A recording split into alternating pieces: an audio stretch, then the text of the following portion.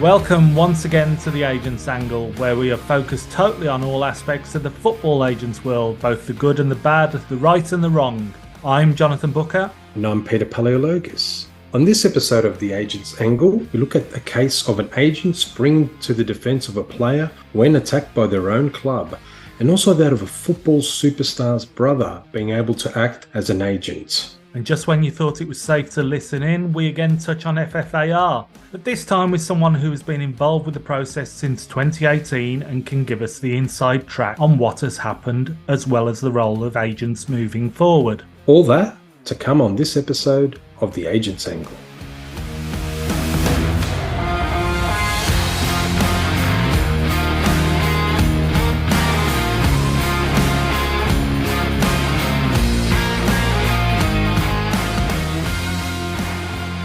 Hi everyone, and welcome to another episode of The Agents Angle. And you will be pleased to hear that I'm feeling quite chilled this week after some quite frustrating times recently, as may have been quite apparent to everyone. But we are only just at the start of the show and there is time yet to get perplexed, if not annoyed by someone or something. So the soapbox is within reach, Peter, and prime for action. I think this is an episode I'm really looking forward to, like all our episodes. We have a fantastic guest, and also we're covering some very interesting articles, which we promised our listeners that we would cover really important articles on different topics for the agents. But firstly, a thank you to FIFA or their IT contractors for seemingly fixing the problem with the agents platform and the omission of English and Scottish agents on there for almost a week, as we spoke about in last week's episode. And although at the Agents Angle we can't claim credit for that change, it is yet again one of those fortunate coincidences that this was resolved just a few hours after last week's episode went live, and we highlighted the issue publicly. And then despite a new bug then resulting in the authorization to represent minors not showing for some agents, that was seemingly resolved in 24 to 48 hours, and that being highlighted by many. But still, I can't find many, if any, German agents in the agents directory. And just because there is an injunction in Germany on FFAR, it shouldn't mean German agents aren't in the database and listed on the agents register. I think it is going to be fun times ahead with the FIFA agent platform, and with all the bugs, it could be an entomologist's dream. Yes, Jonathan, the feedback I'm getting is a lot of agents I've spoken to from England and also some Scottish agents, they're finally on the platform. With Germany, as you mentioned, the injunction's in place. I'm surprised some of those German agents are not on there. There must be a reason. But I want to focus now on a very interesting article recently published in the Business Day Nigeria on the 30th of September by Charles Ogwo. And it's one of the hot players in Europe, I would say, from Napoli, Osimhen, if I pronounce that correctly. It basically is entitled Osimhen-Napoli Relationship Gone Sour. This article is about Victor Osimhen seems to be saying that his club, Napoli, has done the wrong thing by him. That's come out of an official TikTok account of Napoli, where a mocking type video ridiculing him by missing a penalty kick came out. And Osimhen and his agent weren't very happy about it. I mean, we know the Nigerian striker, he was one of the reasons Napoli, in terms of their first title for over 30 years, fantastic campaign, 31 goals across all competitions for them last season. However, this video did not go well. I don't know what happened and why this video was published or what the intent was, but I can say in the article, there's a FIFA agent listed, Roberto Calenda, who I believe represents Osimhen, and mentioned that he was not happy with this TikTok video. Basically, he stated, and I will quote, "What happened today on Napoli's official profile on the TikTok platform is not acceptable. A video mocking Victor was first made public and then, but now belatedly deleted. The agent also mentioned it's a serious fact that can cause serious damage to the player and that he or the player reserves the right to take legal action." So very, very strong words, I would say, Jonathan.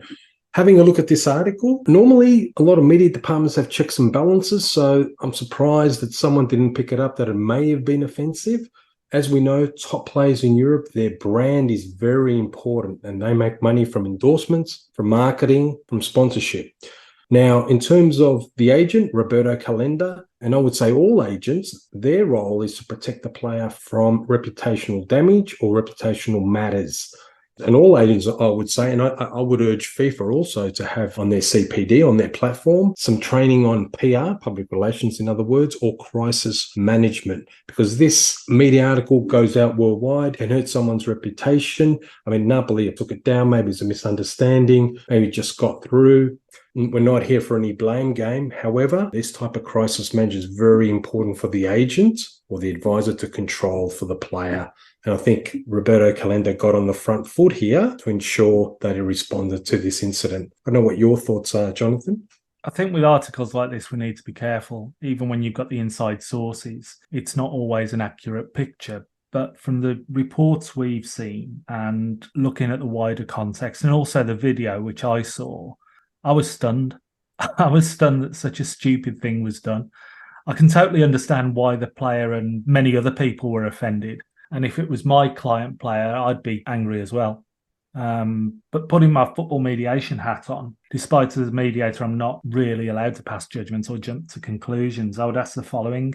One, was this a case of a club media department being overexcited, which seems to happen quite a lot nowadays, to lesser and greater extent? And what education and guideline were in place for them?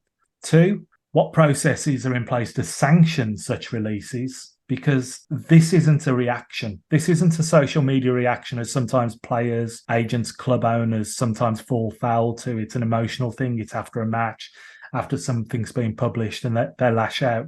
Someone's come up with this idea. Someone's created the video.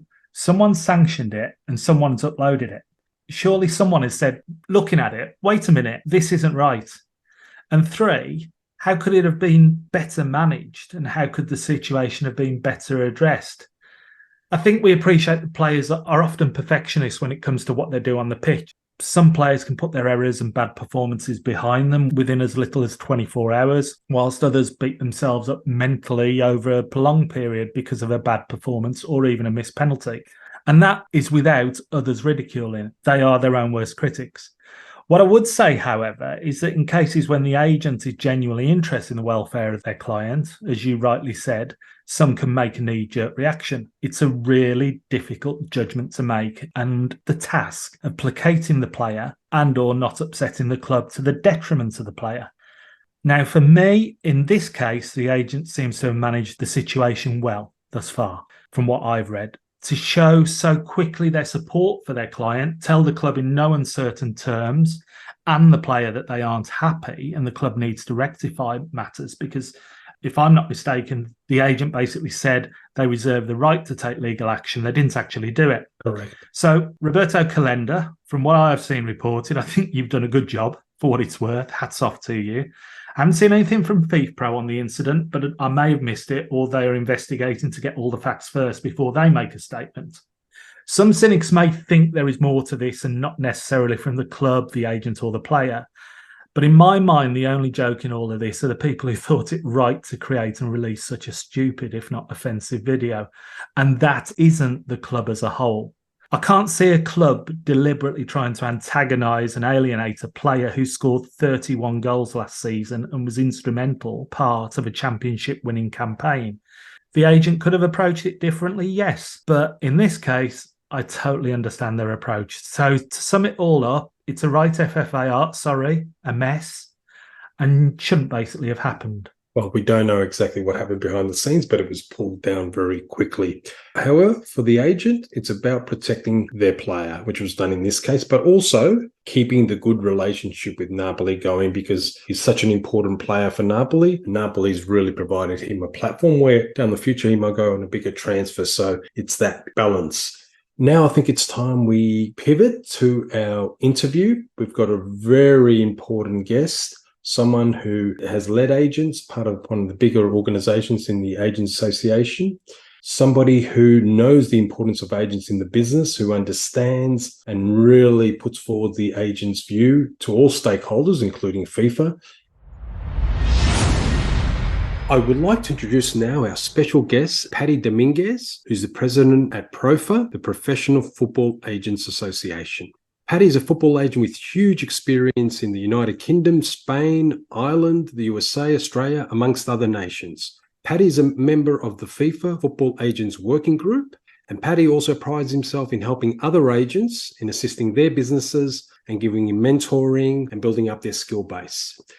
Paddy, welcome to the Agents Angle. Thank you, Peter, and thank you, Jonathan, and thank you for having me on your show. I appreciate it. Paddy, if we can start and just take you back a little bit in terms of your agent journey, how did you first get involved in the football industry and what made you want to be a football agent or a sports agent, as we know that you've also been involved in other sports? Sure. That's not taking me back a little bit, Peter. That's taking me back an awful lot. 33 years, actually. A third of a century is more than a little, I should imagine. As a young lad, Peter, like many people out there, I had a very huge passion for sports. I was always interested in pursuing a career in the sports industry of some form. My particular passion was playing and coaching. So I actually set out originally to be a coach, and I started to do my coaching badges when I left secondary school. I had a real passion for that. I did very, very well at coaching very quickly. Got my badges very quickly at a very young age. That exposed me to the professional side of sports very early. And from there, athletes approached me and sort of asked me if I would manage them. I didn't really know much about it as a young 19-year-old. So very much I just grew organically, but it was organically grown through my passion for sport. And it sort of evolved more from coaching, moving into agency side of work and managing athletes and players. So that was kind of my beginning and my evolution. You've been heavily involved in the whole FIFA football agents regulations. I don't want to use the word, but I will, saga since 2018, where there was initial meetings and I believe some meetings with key agents from around the world between FIFA and those key agents. And you pretty much remained involved in PROFAA all this time in terms of engaging with FIFA on this FFAR. We saw the schedule implementation finally, being 1st of October, the full implementation of the FFAR 4 days ago at the time of this recording. Can you just give us a brief overview of what has gone on as part of PROFAA during that time of, say, 5 or more years in relation to the FFAR? Yeah, sure. I'm happy to. So, yeah, in April, May of 2018, obviously FIFA had been doing some work on this beforehand, but around that date, FIFA invited, I think it was around 26 individual agents, which were basically a representation of the high end of the market and also geographical spread of agents globally, to basically come to FIFA and present to them their thought process on sort of re-regulating, if you like, the agent industry. But it was basically foundation for the current FFAR to basically say, look, since they introduced intermediaries back in April 2015, it just hadn't worked. The original premise behind this, in a very basic layman's terms, was that they felt too much money was leaving football because there was an awful lot of publicity by what I suppose the media have labelled as super agents and the amount of fees that they were taking. And so I think in the governing body's eyes, it became a case of this is just getting out of control and it's painting a really bad picture of how much money is leaving the game. So that brought FIFA to try and re-regulate the industry. And 2018, they presented their initial thoughts. Throughout the following 5 years, up until obviously they came into force on Sunday just past, we've tried to consult with them, explain to them from an agent's perspective what we see as the things that can't and won't work with their rules and regulations. Obviously, there's been plenty of debate from various associations, individuals, and also people from the outside who haven't been internally involved in the consultations have made their thoughts known, whether it's through social media, regular media, or have actually had meetings with FIFA independently to tell them their thoughts. But fundamentally, not a huge amount has changed from that original presentation in 2018. FIFA pretty much stuck to what they proposed back then, which has led obviously to an awful lot of anger and cynicism from people in regards to the FFAR that came into force. But there was a 5-year period where many people made it known that there were many, many aspects of the FFAR that they didn't accept, didn't feel would work, and fundamentally just felt were completely unfair to the agent industry. During the process of FFAR, the engagement, the consultation, if I can call it that, many others chose to walk away from being involved or engaging with the FFAR at various points in time. What were the reasons why PROFAA, with its members from around the world, being an international football agent body, and you, importantly as the president, stayed connected in terms of trying to deal with FIFA on FFAR and influence certain positive matter? The thought process from the board of PROFAA and also from the members, we don't do anything unless the members of PROFAA voted to say we want this to happen. Even as a board, it's not us that just take a decision and go ahead. We just provide the information from being inside the consultation process to the members. We tell them what's been said, what's happened. We suggest courses of action, and then the members vote on what they want to do. We made it very clear at the beginning, we would always retain the right to take action closer to the time when the FFAR may or may not come into force. It's never a case that we've ever said that we were just going to consult. We always said we will continue to consult as long as there's an open dialogue, but we retain the right to take action. And that's what our members wanted to happen. So we remained in the consultation process ongoing to try and constantly convince FIFA that these rules and regulations will not work in their form. Always knowing that towards the end, if we felt they wouldn't listen, if we felt the consultation process or the dialogue wasn't going anywhere, we would take action. That's exactly what we did. Once we reached the end of the road and we felt, okay, it's getting close to the time when the FFAR may be implemented, we took action, which is exactly what we always promised from day one. The others have the right to walk away if they wish and pursue legal action, but who knows with their support, and if they had remained in the process and there was more voices and there was more people attacking the areas that need to be fixed, we may have had an outcome. But it doesn't seem to me a logical, sensible, or even intelligent thing to do, to leave a dialogue when it's still there open. Yeah, of course, maybe you can't change things, but the crime is not to fail. The crime is not to try, in my view. So that's what we did. We tried to consistently deliver the message to FIFA that these rules and regulations need changing. They chose not to change it. That's fine. We took action, as we said we would, and others presumably will continue to take action. Hopefully, even the action that we've taken will help to provide some information and provide something for other action. PROFAA's view is any agent association action that is successful is a success for everybody. We don't have a siege mentality at PROFAA. I'm going to choose my words carefully at this point. We find ourselves in a bit of a mess, to put it politely, with FFAR and what is a fractured regulatory system at the moment. And it gets more fractured day by day, as we've seen with Germany and now England, and from what we understand, Scotland as well, and other countries all having these various fractured regulatory frameworks around FFAR. What do you think have been the mistakes made by those involved, not just FIFA, in the whole FFAR engagement process? I think people just automatically expected that a consultation process would be FIFA would put out the FFAR, people would say, no, I don't like that, remove that, and that would happen. And that's not what a consultation process is. It's just the right to have dialogue and discuss. There's no onus on either party to be successful in a consultation. I fundamentally think that we need to rewind the tape even further back. There's no doubt, and I think everybody sort of agrees, there are certain aspects of the FFAR which are very good. Yeah. In fact, there are many aspects of it, let's be honest. Different people put out different numbers. They say 70% is good, 30 is bad, 80 is good, 20 is bad, whatever your number is. The problem, in my view, is the small portion that we all agree is bad is so bad, it completely overlaps the good stuff. And so I just think they got it wrong from day one. But also, if the issue, and again, this was absolutely made clear from day one back in 2018, too much money is leaving football.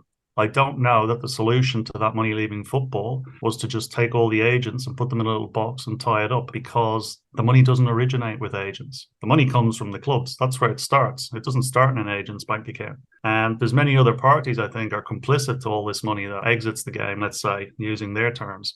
And so to just punish one group who happen to be the only group that are not an official stakeholder just seems like a very easy way out of fixing that. Yes, regulating things like licensing, I agree. I think that's a good thing that we have agents. And agents want that because we want to be seen as professionals, and some form of regulation allows us to be a professional entity. The transparency of a clearinghouse to ensure that agents get paid and get paid on time and get paid correctly. They're all very positive things, and they're things you could have introduced. But some of the bad elements just completely came over the top of all that stuff. Telling people you can only earn so much for a living, and by the way, it's enough to ensure that you don't earn a living, is not a very nice way of trying to ruin people's businesses that they may have built over the course of 8 years. If you built a restaurant for the past 8 years and someone came and just took the keys and said, thank you for your time, you defend yourself as best you can. And that's all agents are doing, is defending the businesses they've been building for 8 years under regulations that FIFA put in place. It's not the agent's fault. They were the one who deregulated it in 2015. So to punish agents, as it were, this set of rules, leaving out stakeholder bodies like the clubs, the players, the leagues, they're all party to these things, but they just seem relatively untouched. So there's a lot, I think, the consultation process, there was no change. So I can understand a huge level of anger and cynicism towards that, because you would expect, if it was a genuine consultation process, after 5 years of pointing out that this is not acceptable and this won't work, that the penny would drop somewhere along the line. And when you're intelligent people, reasonable people, you normally reach a compromise, right? Yes. If you don't reach any compromise, then of course the question marks as to was it a consultation process? Absolutely. And I think the three of us and many of those listening could quite happily sit here for many hours and debate the quote of taking money out of the game, whether it be somebody tending to the quality of pitches or somebody printing the programs or somebody supplying the bibs, cones, and even the pies on a match day. But FIFA supposedly introduced the FFAR to reform the role of football agents in the international transfer system. What, in your opinion, were the critical shortcomings in the previous system, the RWWI, the regulations on working with intermediaries, that necessitated those reforms? Well, I think one of the most obvious ones is conflicts of interest, right? Where you had agents that just acted for absolutely every single party involved in a transfer. So an agent would act for the player, he would act for the selling club, he would act for the buying club. So not just FIFA, other stakeholder bodies just said, well, in that instance, this guy's a conflict of interest. He can completely control the transaction to his own benefit, at a loss to one, two, or all of the parties, because that person has control over all three sides of a transaction. So conflict of interest was a huge issue with that. Obviously, I think they frame things incorrectly sometimes or poorly thought out. So money leaving football, I think, you read, the media loves to obviously put out the fact that in a deal, a deal of 100 million and an agent made 15 million pounds, and that seems horrendous to everybody because it's not explained, etc. Just people just say, wow, that guy's made 15 million pounds today and done what? Made a few phone calls. So it's a very sort of basic picture that's painted. So I think, people needed to examine a little bit more the nature of a transaction before just saying, well, that's just too much money casually and let's just stop all that from happening. Because again, like I say, in a transaction where some guys paid tens of millions of pounds for a transfer, if you have the two clubs willing to pay that person, then shouldn't we be asking the clubs why they're willing to pay that much money? It can't solely be the agent. And the way to tackle that is not to suddenly say, well, an agent can't make 15 million pounds in a transaction. He can only make max 200,000 pounds, but he can deliver 150 million pounds worth of value to all parties. So the whole thing was just very basic. It wasn't really examined. I think the lack of understanding of what a week, a month, a year in an agent's life is a big part of these regulations. It was just people looking from the outside, looking at the shop window without going inside the shop to see what actually goes in past the shop window. I think, Paddy, that's a perfect point. And we're going to ask one of our stock questions here that we ask of all our guests, as listeners will know.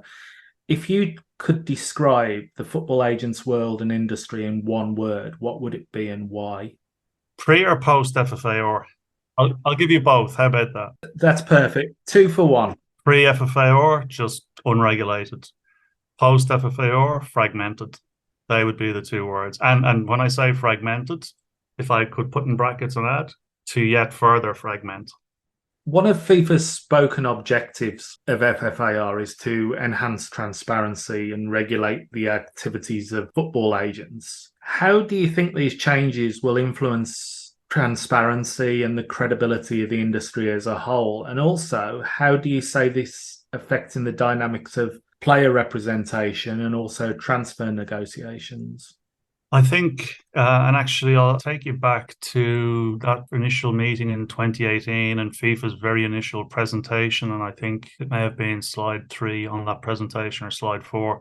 There was a stat the FIFA told everybody, which was under licensed agents prior to 2015, only 26 or 27% of all transfer deals were done through licensed agents, which for them was a big reason that they deregulated it, because they realized we're not regulating it anyway. We have the headaches of regulation, the costs of regulation, but 73% of all deals are being done outside the system anyway. So I think on that basis, that's why they deregulated it. Now that they've re-regulated it, I would expect a serious chunk of the market to go back underground.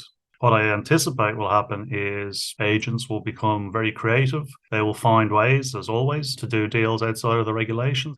There will be some transparency and some elements that will make it difficult, but I still think it won't really have an impact or really change things because these guys will continue to operate. Just they'll become creative. They'll find ways to circumvent the rules and regulations. I think you'll have to continuously update these rules and regulations, keep trying to close loopholes, but as always, they'll find more loopholes.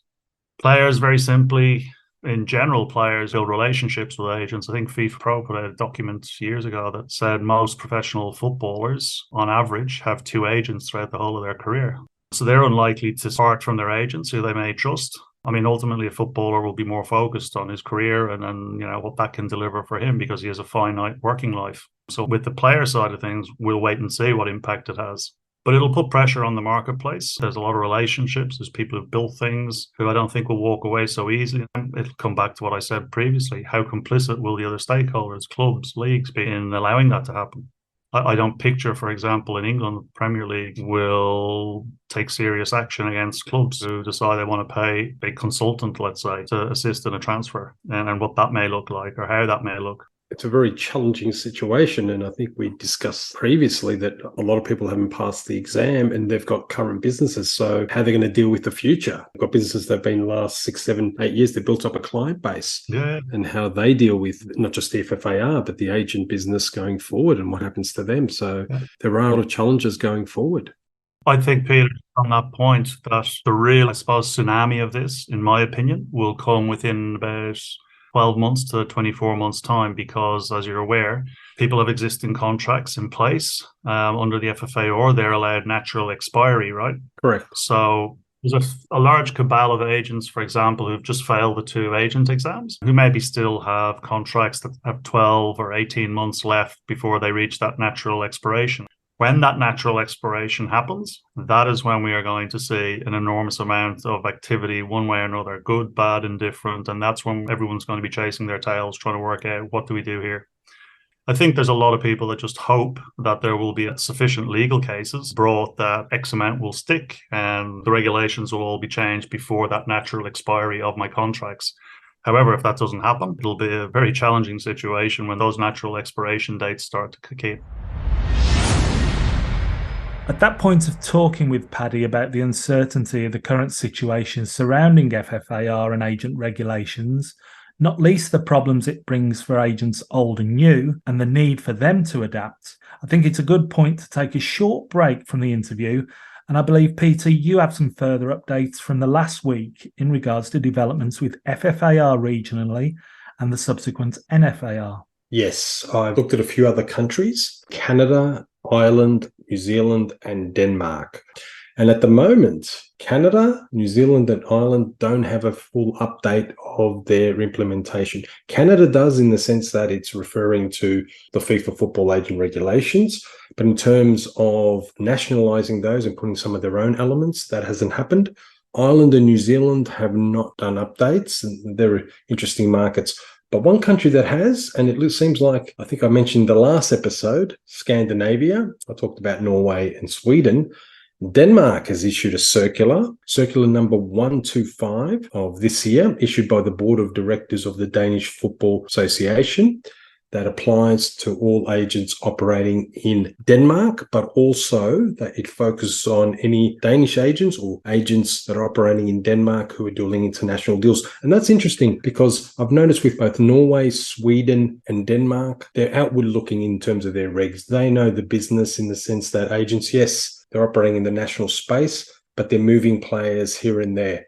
Denmark's also interesting because it's right next door to Germany where the injunction happens. So interesting how they would react to that. But I picked some elements from that circular, which basically sets out their regulations.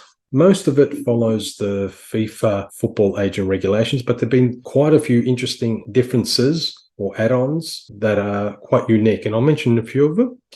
One is any negotiation conclusion of an under-18 minor contract can be done by a guardian or parent. They can act for the minor, in other words, without them being a licensed agent. That's very interesting because, as we know, relatives and all that all now have to be licensed. However, in this case, there is, in terms of under 18 minor, the parent or guardian does not have to be to negotiate a professional contract. Secondly, in terms of loading up representative agreements on the Danish system, in terms of the Danish Football Association platform, For each single agreement you lodge, you have to pay administration fee of 500 Danish kroner. But it's interesting that they're charging a fee each time you upload a representative agreement. I haven't seen that before. We know that FIFA expects down the track when the platform, it is fully functional, but when there's opportunities to load contracts, that I don't believe there'll be a cost imposed on that. But in Denmark, there's a small cost for each single representative agreement that's lodged by an agent.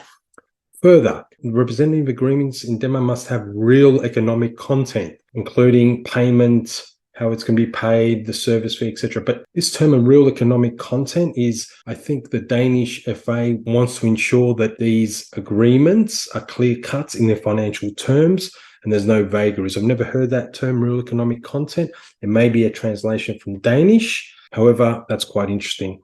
The other thing that I found unique is the Danish Football Association encourages all agents to take professional indemnity insurance. That's stipulated in this circular. So they actually outline the fact that although it's not prescriptive, or we know that FIFA had it before, I think in the second draft of their regulations, but took it out as a compulsory, every agent had to have professional indemnity insurance, which can be difficult to obtain, I would say, in Africa sometimes, maybe in South America. It's more readily available, I would say, in the US, maybe England, Australia, some other countries. But in Denmark, they've actually encouraged the agents to take professional indemnity insurance, the agents that are registered with them. So that's quite interesting. The Danish have taken their own path in this, Jonathan. I think just hearing there from you, what you said about the Danish FA and that, I always knew that the Danish football elements were pretty hot on stuff like this. But I think from what you've told me there, that's the first time I've heard it. We haven't pre-briefed on this section. I think that's really encouraging. I think those are some really good and sensible steps there. Yeah, it's very interesting that they've not just adopted the national football agents model that FIFA wants national football associations in most countries, obviously for Italy and France are exceptions, to adopt. But they've gone beyond that, looked at their local scene, but also looked at other improvements. And I think the Danish one, from what I've read so far, and I want to do a comparative analysis, and I think a lot of agents and people interested in regulation, football lawyers, etc., agent regulation will find very interesting. And now we're moving to the second part of Paddy Dominguez's interview.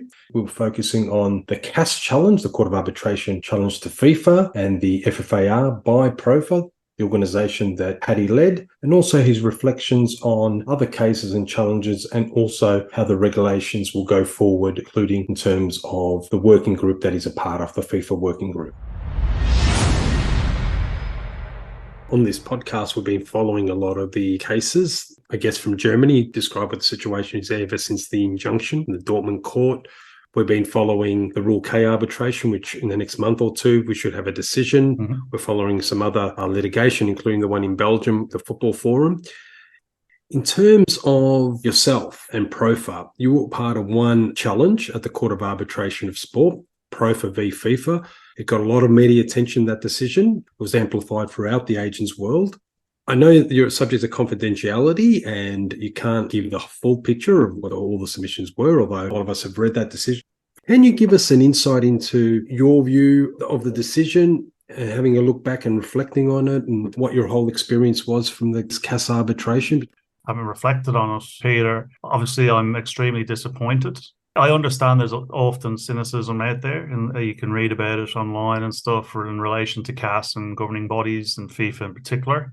However, we weren't fearful about that, mainly because we just genuinely could not see how any court, whether it's CAS or the courts in Germany, Belgium, when they look at this and they see particularly the cap on someone's livelihoods and earnings, we just couldn't imagine how it's possible for anyone to say that's permissible. Now, CAS, for whatever reason, have decided that it's reasonable and the FIFA are entitled to impose that. I'm stunned by that. I honestly, there's nothing that they can say that can convince me that that's a fair ruling to allow that to happen. Other things are debatable. You know, there are some people who, in their actions against FIFA, they frame it as FIFA don't have the right, they don't recognise them as the world governing body. And that wasn't our position. Our position was just that as the governing body, what FIFA was proposing, there were many elements that we just felt were unlawful and fundamentally unfair. But yeah, we were extremely disappointed. We always said, by the way, that when we took the CAS case, partly we had hoped that win, lose or draw in that case, we hoped that other people who were taking action against the FFAR would at least learn something or pick over the bones of it and be able to take something to their legal teams, and in whatever nature they intend to take action, that it could be useful to them. So it was never deemed as a complete waste of time. We had hoped to win on the cap issue. We felt that on the other issues that could swing either way. But ultimately, yeah, CAS ruled as they ruled. And yeah, we were very disappointed with that ruling. Hopefully, like I said, it will help others to be successful. Because again, in PROFAA's eyes, a win by any agent association is a win for all. I think there's a few of us that have that view. There's obviously some that don't and then just want to publicise their own efforts and self-interest. But we don't wish anybody bad. We hope that somebody is successful in at least changing the FFAR, keeping the good elements, but certainly changing the elements that everyone is unified that are just not acceptable. Now, on to something that I've responded to online quite publicly. And I know you're somebody who speaks openly, honestly, yet thoughtfully on things and how they impact on others. Some insinuated at various points, and also after the CAS hearing, or even labelled PROFAA pretty much a FIFA ally or fictional organisation created by FIFA for the purpose of so-called consultation. And we do put that in inverted commas. I think all three of us put the phrase consultation in inverted commas. What is your response to such an accusation? And just briefly, give us an overview of PROFAA. We had already been planning it for some time. And what actually happened was the initial sort of 3 meetings with FIFA were, as I said previously, individual agents. Then FIFA decided actually they needed to deal with associations of agents rather than individuals for whatever reason. So unfortunately, we had already been planning and putting PROFAA in place. We didn't want PROFAA to be specific to one country because we wanted to reflect what agents in many countries were thinking. We wanted to genuinely act as a voice for every agent. You didn't have to be a successful agent earning millions, and neither were we here to disenfranchise agents who were young agents building a business who didn't make much money. It was just a vehicle for all to have a voice and engage every type of agent from any geographical location. Take on board their information, take on board their comments and present them to FIFA through an organised channel, which was PROFAA. Again, I've referenced before, there are some associations that are really just there to protect the monopolistic sort of positions they hold within the sport. They don't at all act for agents around the world. They wouldn't have a clue what happens to a young agent in India or Vietnam or Africa. And that's fine. I actually don't even have a problem with that. If that's what they want to do, that's them. But they love to sling mud at other associations. And every time they sling mud, they simply demonstrate that they can never actually have a voice on behalf of all agents. That's just an attempt to be the loudest person in the room. We generally work with other associations and we work well with them.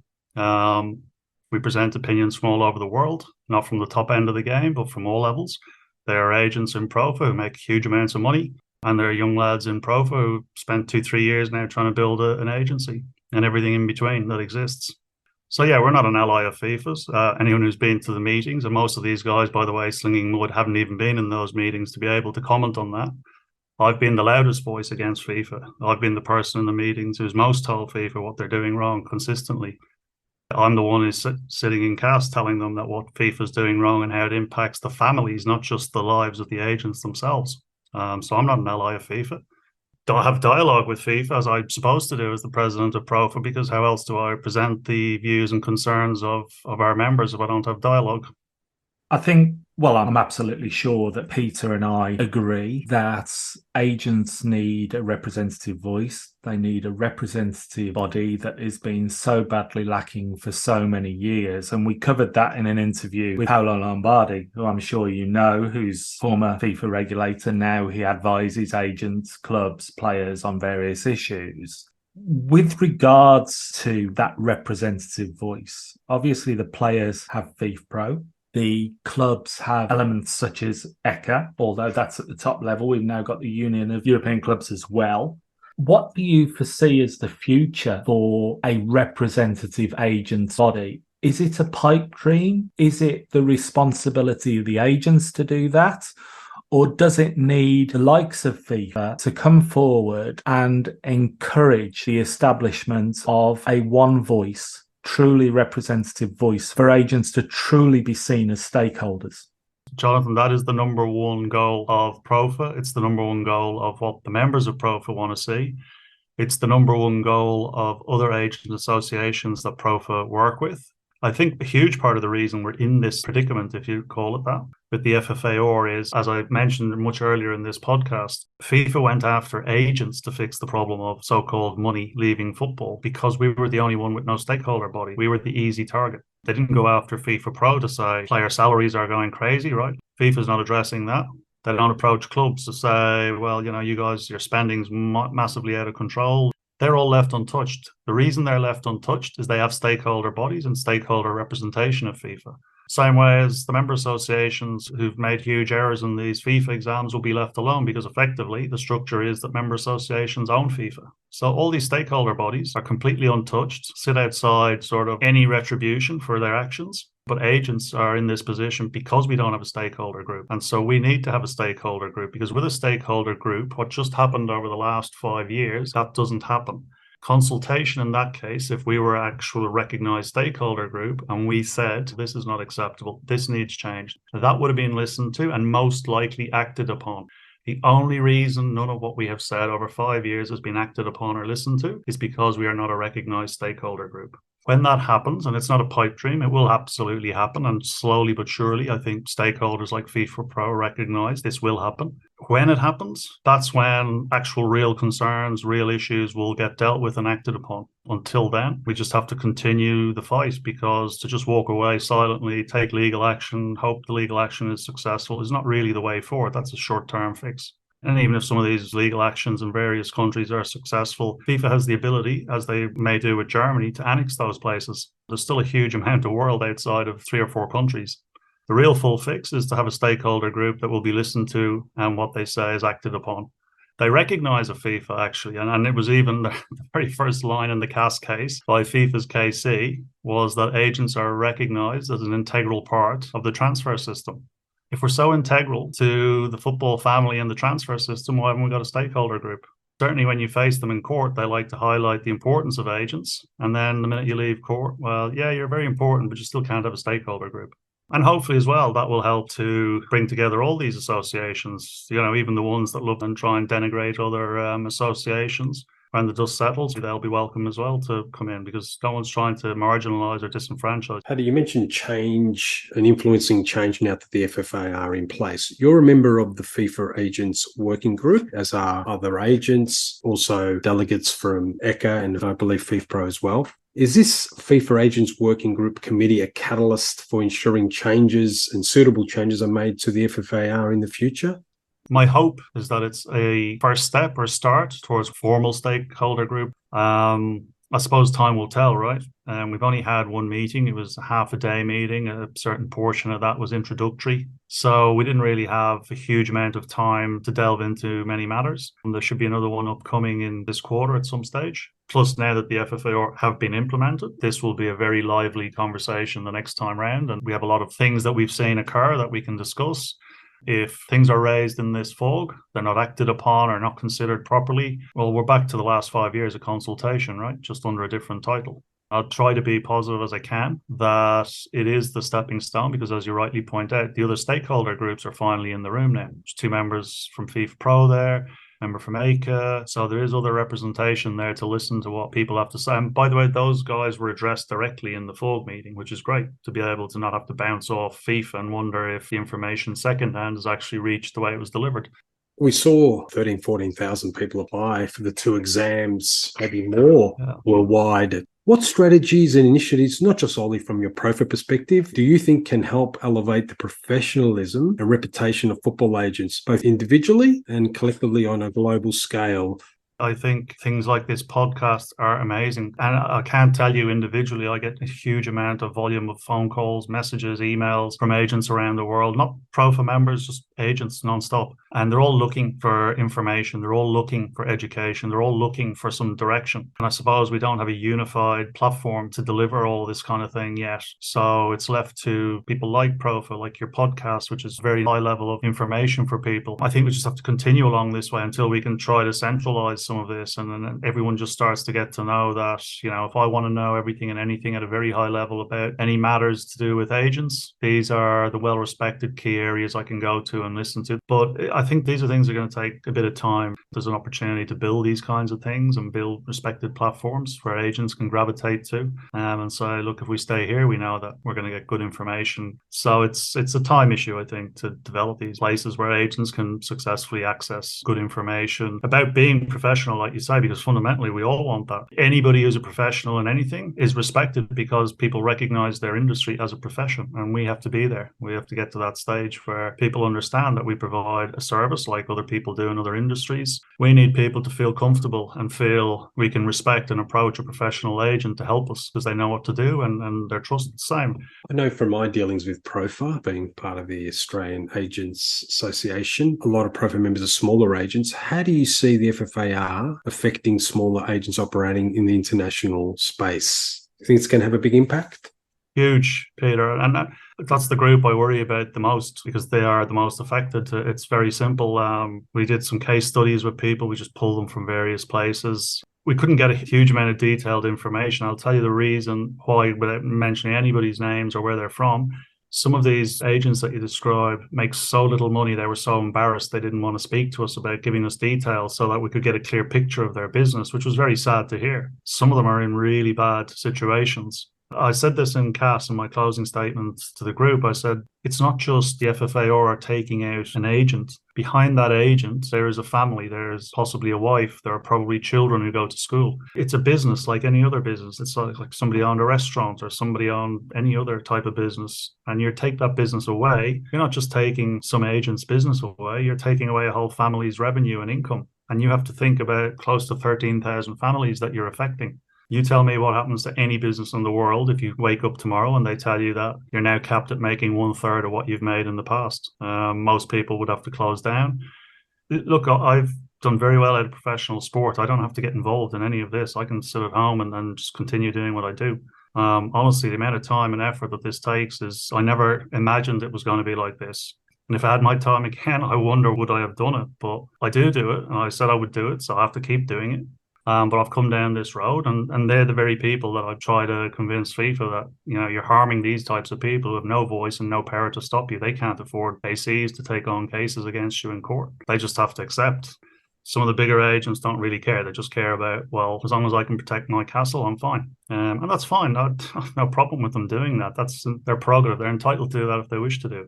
But look, ultimately, my hope is that enough national laws will intervene here. So, since Sunday, right, we've seen the English FA have pushed back on the FFAR. We know what's happening in Germany. We have a case in Belgium. I don't know if that Dutch case will get resurrected in some form or another. Australia have said they can't adopt the commission cap because it's illegal in Australia. So those provisions of the FFAR have been left out. So bit by bit, I think the FFAR will just get chipped away, and you can keep annexing. But how many areas do you keep annexing before you just say there's too many annexations and we can't afford to just keep annexing places where governments have ruled that this is illegal? And I said this from day one. I said, look, we're actually trying to save you headaches that you are absolutely running towards. While I'm not a lawyer, while I'm not a politician, there's enough countries out there where I think some of the provisions within the FFAR just are not acceptable under national law. I think it'll get defeated bit by bit. Because we are living with FFAR right now in most of the international countries, over 150 at least. Were there any tips you would give to agents in order to operate in this environment, at least to maintain a good business and deal with FFAR? Again, this is my message to everybody. Despite some of the things that I've addressed here, there's a huge proportion of the FFAR that I think is good. It's reasonable, it's fair, it helps to professionalize our industry, give a professional impression of agents. So I don't want people to think it's all just completely doom and gloom. I just think fundamentally these are businesses, and as operating businesses, the bad elements of the FFAR, particularly the commission cap, makes it untenable to actually operate a business. FIFA don't think it's untenable, but they get paid a fixed salary. They love to say, well, in a deal this size, you could make $35,000, and if you did 10 of those deals, you'd make $350,000, and that's a great deal. It's called commission because you have to actually do a deal to get paid. And if in a calendar year you do 0 deals, you don't need to worry about whether you earn 10% or 3% because the percentage of 0 is still 0. And they don't see that. because there are plenty of agents that sometimes in a calendar year do no deals whatsoever and have zero income and have to pray that the following year they might get 5 deals done, for example. And maybe, yeah, they will get $30,000 or something for each deal and make $150,000. But if they have 2 calendar years where they don't do any deals, you're done anyway. So we're stuck with the FFAR for now. It is what it is in certain territories. Some places obviously have a little bit of leeway for the time being, but I think everyone has to just try and survive the initial period, Peter, would be my answer. I think you'll see a huge gravitation towards, and it's already been happening over the past 3-4 months, agents are trying to, where they can do, by the way, because it's not possible for every agent, redesign their business, as you see, take advantage of the 10% for the engaging club, because that's the kind of figure that they need to be at to try and make a living. I don't think many will be successful. So it is bleak from a business perspective. I can only hope that the relief that agents will get is that in time, if they can be patient, if they can survive, that they try to wait out some of the commission caps being defeated in enough places that it gets dealt with properly. I wish I had better tips. Obviously, when FIFA put out anything with a German link, something that falls outside at the moment, by the way, while the injunction holds up. So I suppose exploit that tenuous link as best as you can. So if shopping at Aldi creates you a German link, do that. Make sure you put in your contracts that you have a German link and the commission caps don't apply to you. Yes, the German link is causing a lot of, everyone's talking about the German link.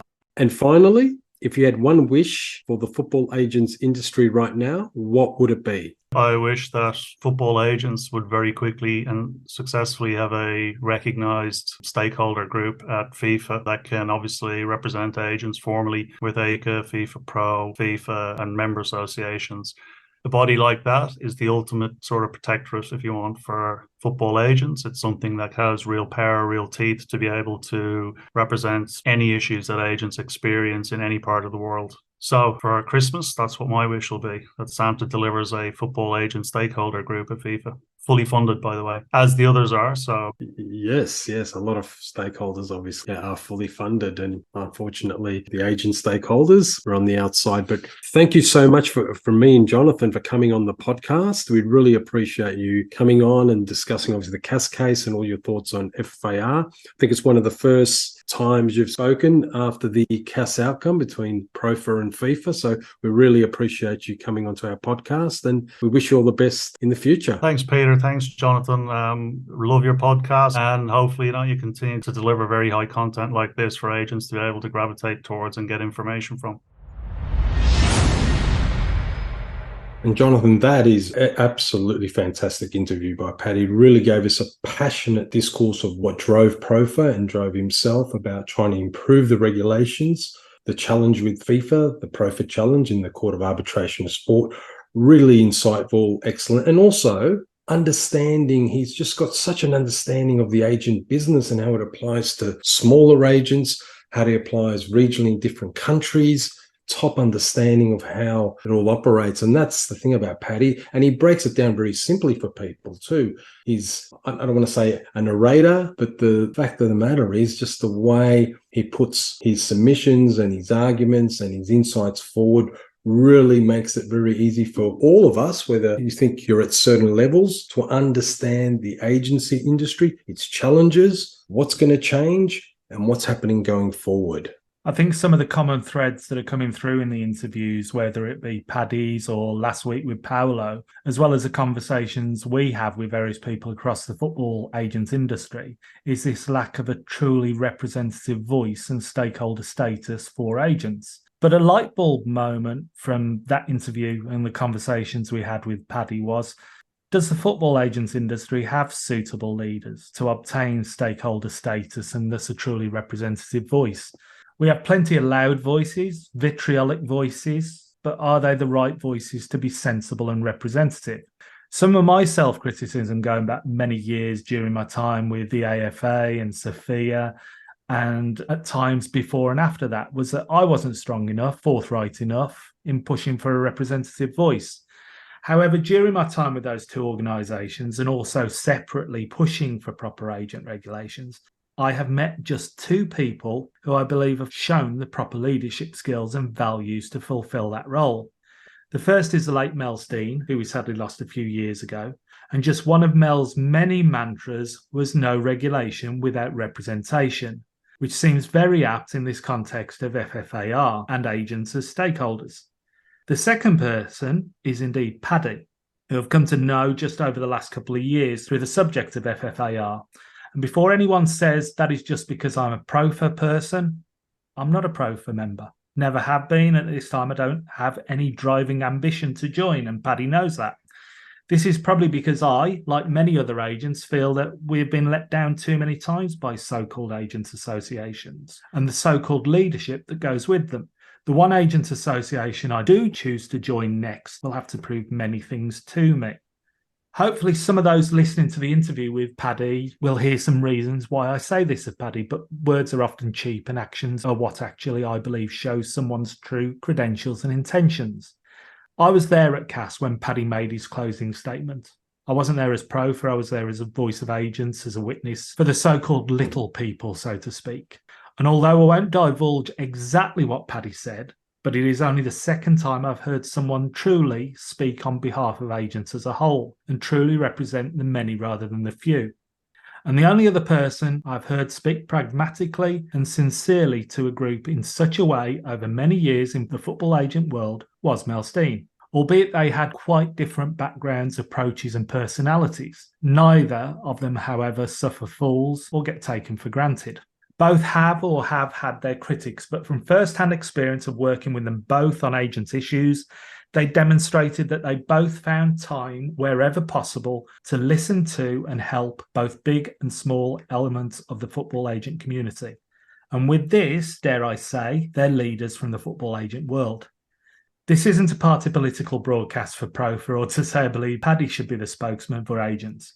In fact, I don't even know whether Paddy wants that, especially after what has been a tireless effort in fighting the bad parts of FFAR for many years now. I will just say that I am damn glad he's on this agent working group, as I know FIFA won't get an easy ride from him, and he will speak on behalf of those who don't have much of a voice in the agents world. That's a good analysis in a way, I would say.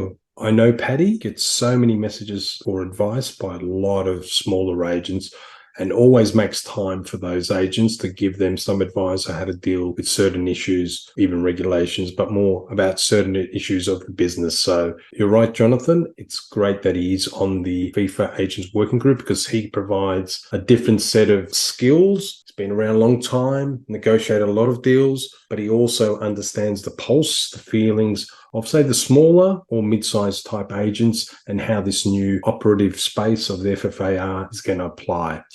I want to now change to another article that just actually came out today. It's an article entitled, Harry Kane's brother is not on FIFA's list of registered agents, with a number of players' relatives who represent them also absent following the newly introduced test by the governing body.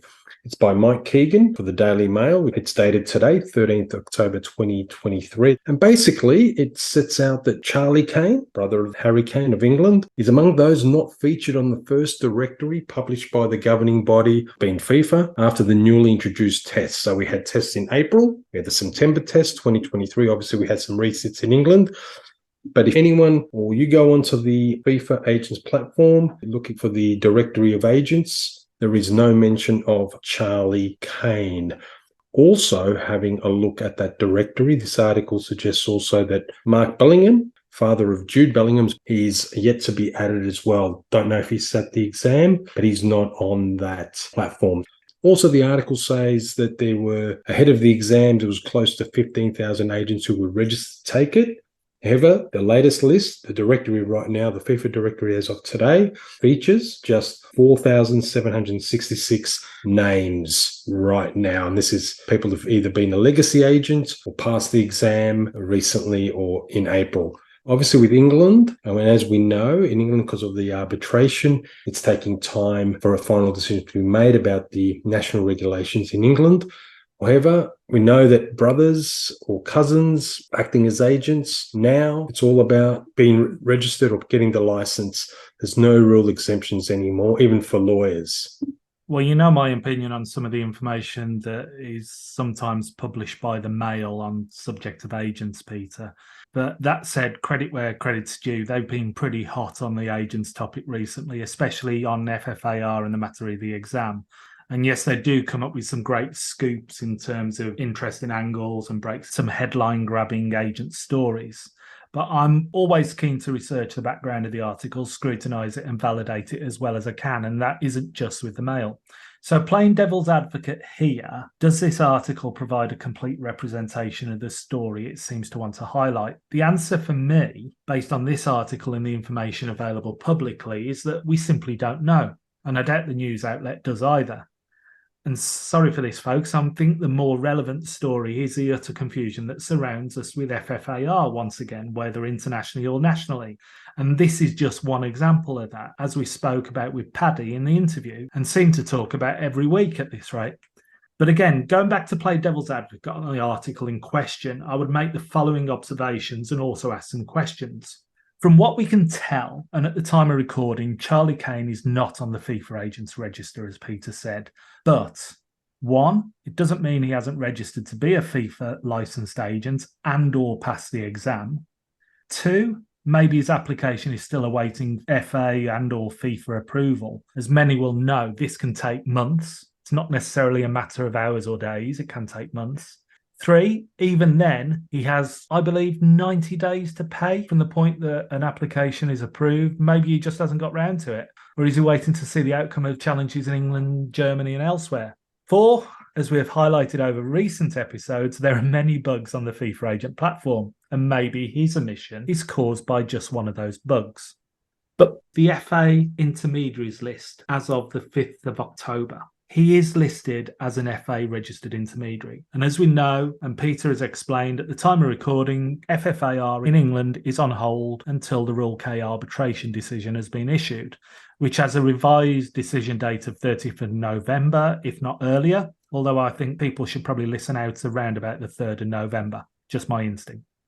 So this means he can still operate as an intermediary or agent in England for now, which I and others, on the flip side of that, I am FIFA registered, but not FA registered, meaning in some paradoxical fashion, I can operate pretty much everywhere as an agent under FFAR, apart from Italy, France and England, despite being English and residing in England.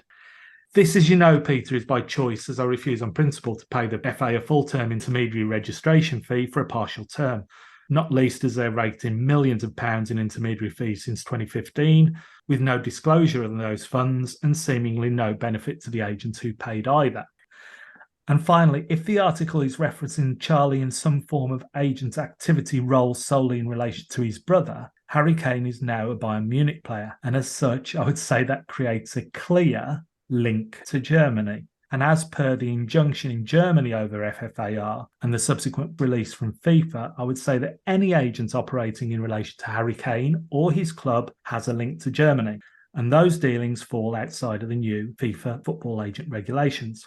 And hypothetically, if we froze the agent regulations at this time and opened the transfer windows, Charlie Kane could indeed represent his brother, subject to existing contracts, whether in Germany or England, and even facilitate a transfer to most places in the world. So I'm not going to call the article a non-story or say it's false, as in essence, based on Charlie Kane not being listed in FIFA's licensed agent register, at the moment, it is factual at the time of publication. The disappointing thing for me is that by putting the attention-grabbing headline and reference to the England captain at the forefront of the article, it actually missed a far bigger issue regarding the mass confusion over FFAR once again. But I understand why they do it, as a headline mentioning Kane is far more interesting to the masses than what some may regard as boring agent regulations. And that is, after all, what sells papers and subscriptions. Yeah, we can't preempt the reasons of why someone does not appear on the FIFA agent directory portal. As you say, some applications are pending or some jurisdictions' names or agents haven't come across. And I agree. The name Kane attracts readers, as in this article, as does Bellingham. Really hot names. But that's also part of the agent space, also attracts readers and interest. The combination of agents, clubs, transfer windows, and big-time players, I would say, is a compelling mix to attract the reader and the fan from whatever angle, and in this case, the agent's angle. Now, This has been a fantastic episode of the Agents Angle. Jonathan, I really got great guests in Paddy and really some fantastic topics. So all our listeners, please like and follow us on the socials, including LinkedIn. And if you want to contact us, maybe nominating a topic or nominating a special guest, please do so. Next week, we have another very interesting guest, plus good agent stories and updates on the agent business. And maybe we might avoid the FFAR. So it's bye from me for now. You do know you've got no chance of avoiding the FFAR, but it's bye from me also. Take care, everyone.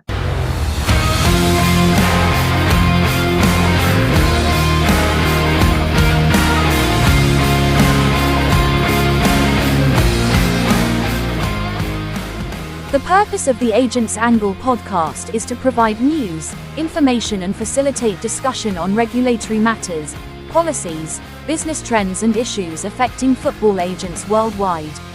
The opinions and recommendations presented in this podcast are for general information only and should never be considered legal or professional advice. Furthermore, the views expressed by guests are their own and their appearance on the program does not imply an endorsement of them or any entity they represent. Thank you for listening.